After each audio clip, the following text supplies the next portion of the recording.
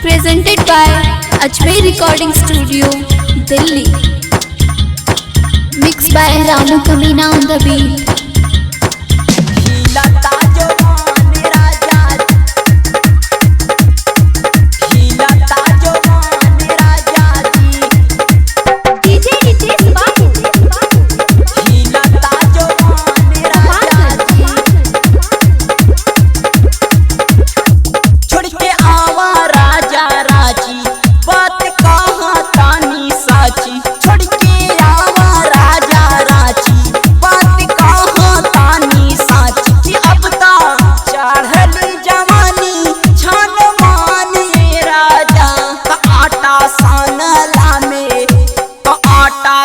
नाला में हिलता जवान राजा जी का आटा सानेला में हिलता जवान राजा जी छोड़ के आवा राजा राजी मन कहा तारे सच तो अब तो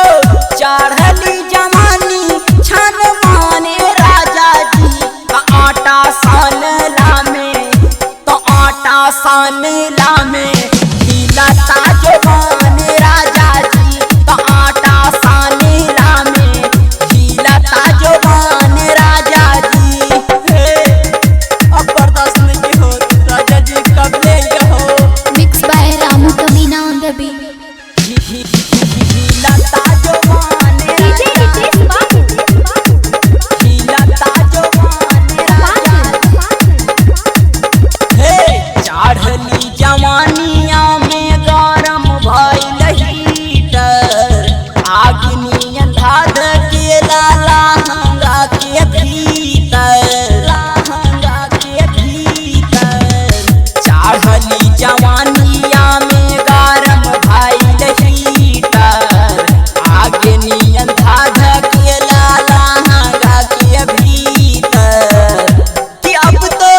फाटा तट चोली के सियान राजा जी आटा सानला में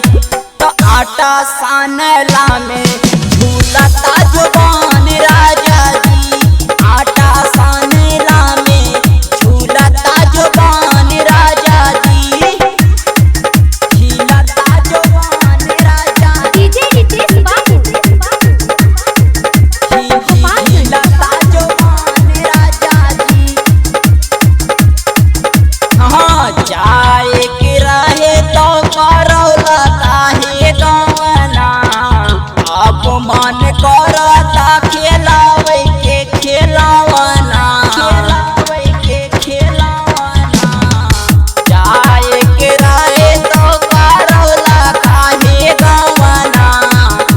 अब मन करेला खेलावे के खेलावना कि अब तो नहीं के हमरा पास में रौधान राजा जी तो आटा सानोला में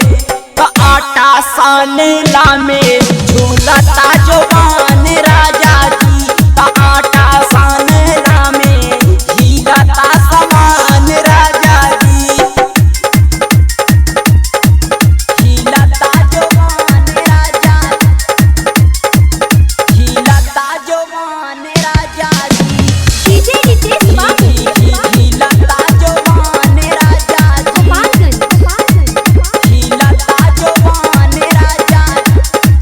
हाँ गर्मी बरसात बीतल आई नया बेजारा हो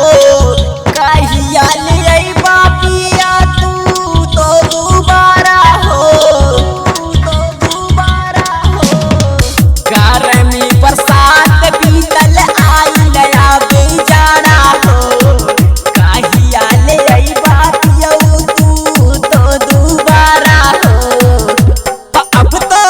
देहिया को